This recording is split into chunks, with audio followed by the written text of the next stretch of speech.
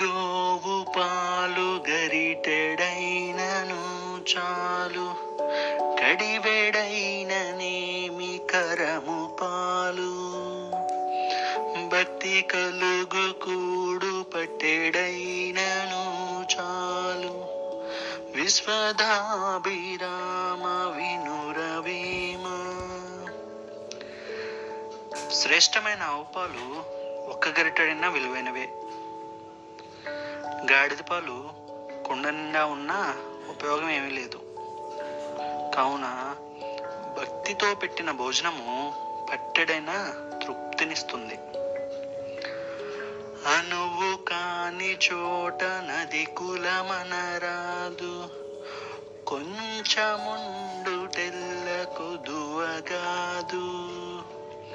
కొండ అద్దమందు కొంచెమై ఉండదా, విశ్వదాభిరామ వినురవేమ.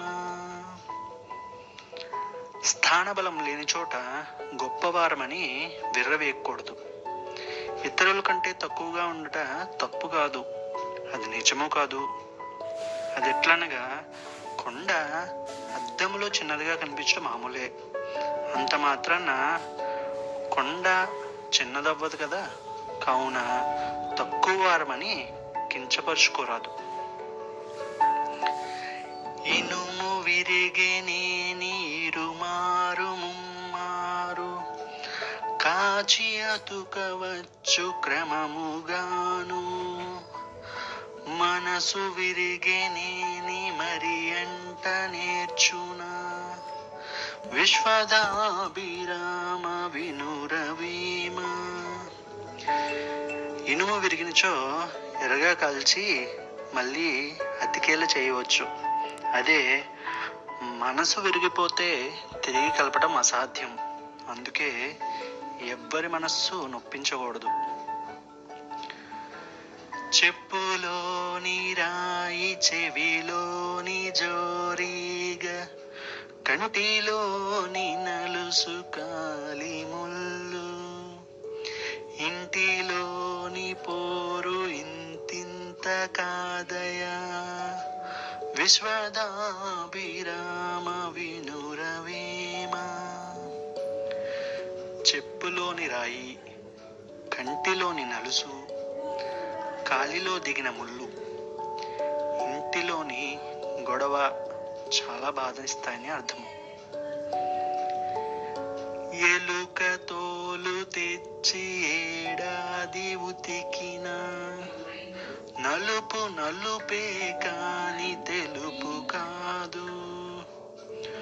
కొయ్య బొమ్మ తెచ్చి కొట్టిన బలుకున, విశ్వదాభిరామ. నిత్య పూజ సత్య సింధు ఆత్మహారతి అందుకో. కలం భారగ గలం సాగగ సేవ వీర్య భోగగా. కలం భారగ గలం సాగగ సేవ వీర్య భోగగా. విశ్వజననీ వాసవి మా హృదయ గీతి అందుకో. నిత్య పూజ సత్య సింధు ఆత్మహారతి అందుకో. సౌహార్దార్థత నిండగా స్నేహ దీపం వెలుగగా. సౌహార్దార్థత నిండగా స్నేహ దీపం వెలుగగా. సహకార బంధం నిలువగా ప్రగతి పుష్పం విరియగా. సహకార బంధం నిలువగా ప్రగతి పుష్పం విరియగా. భక్తితో నిన్ను కొలుతుము, విశ్వశాంతికి నిలుతుము. భక్తితో నిన్ను కొలుతుము, విశ్వశాంతికి నిలుతుము. విశ్వజననీ వాసవి మా హృదయ గీతి అందుకో. నిత్య పూజ సత్య సింధు ఆత్మ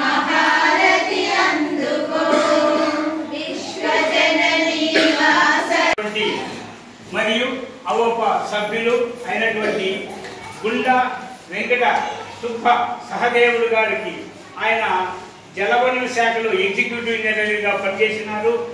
అలాగే నిచ్చెనమెట్ల సురేంద్రనాథ్ గారు, ఆయన కూడా బిఏ చదివి ఆయన మరి ఎంత నైపుణ్యంతో ఎంత ఓర్పుతో కవినాడో అది వర్ణనాతీతం.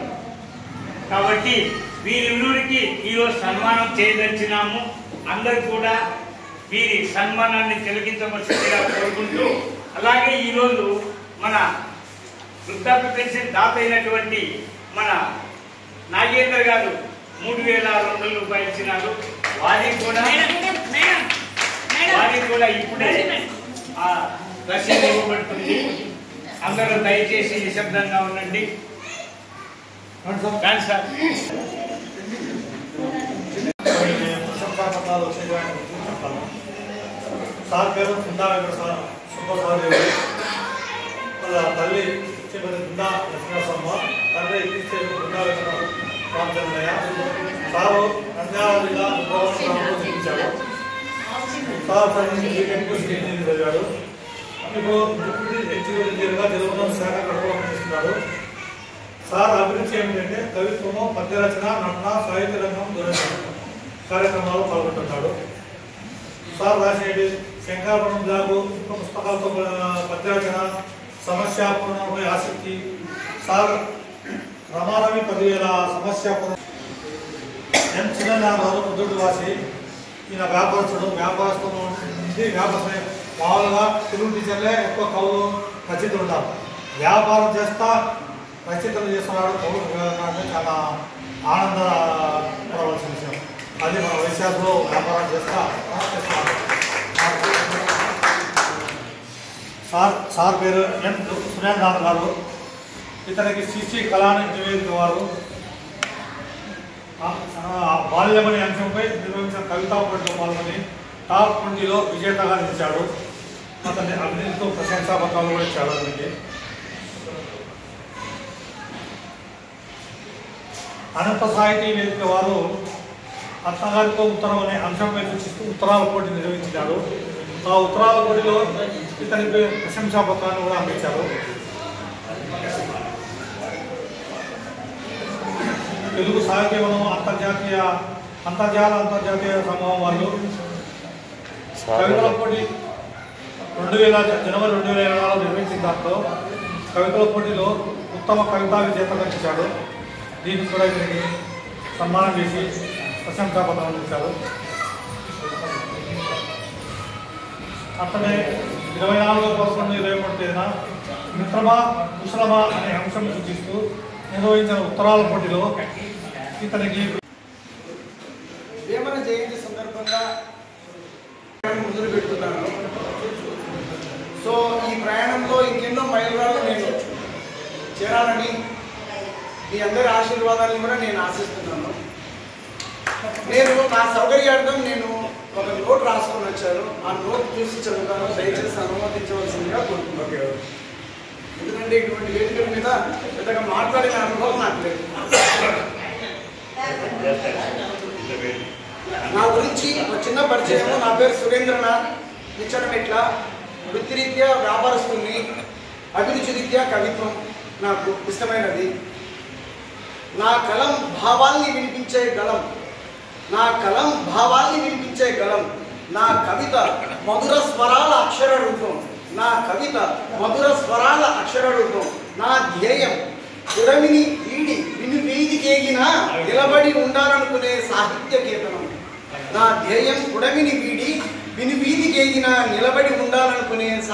కీర్తనం. రాయవలసినవి, సృజించవలసినవి ఎన్నెన్నో. కవిత్వం అనే సంచిని భుజానికి వేసుకొని ఇప్పుడిప్పుడే నడక మొదలెట్టాను.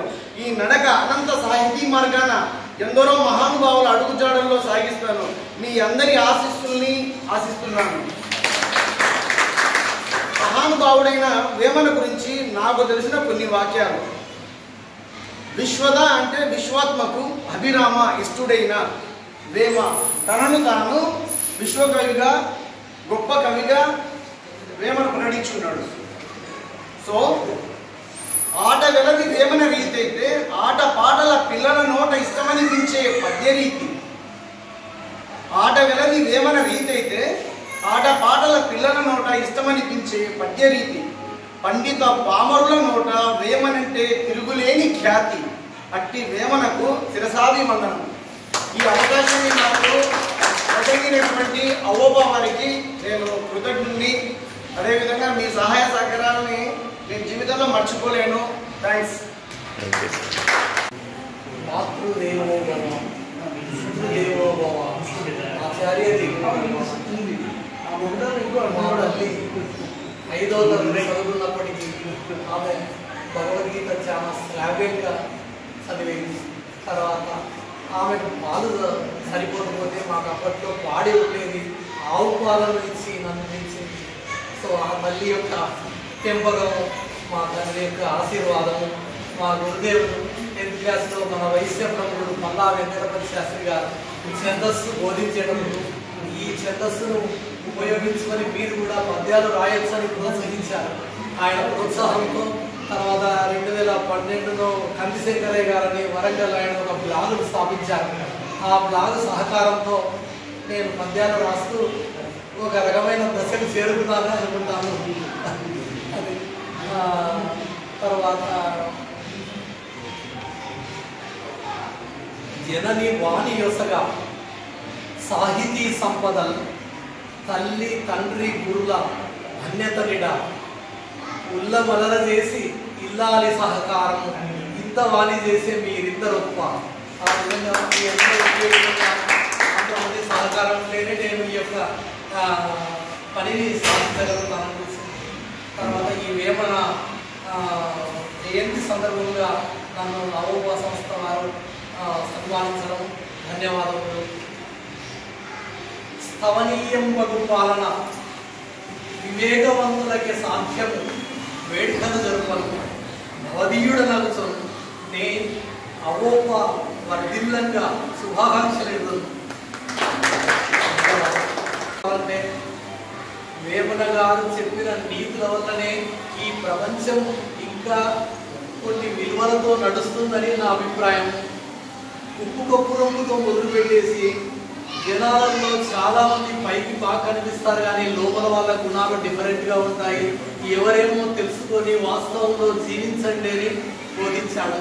ఇంకొక గొప్ప అధ్యవాడు చెప్పింది ఏమంటే, తల్లిదండ్రి మీద దయలేని పుత్రుడు పుట్టనేమి వాడు గిట్టనేమి పుట్టలోన చదువు పుట్టవా గిట్టవా విషధావిరామ విడుదవేమ.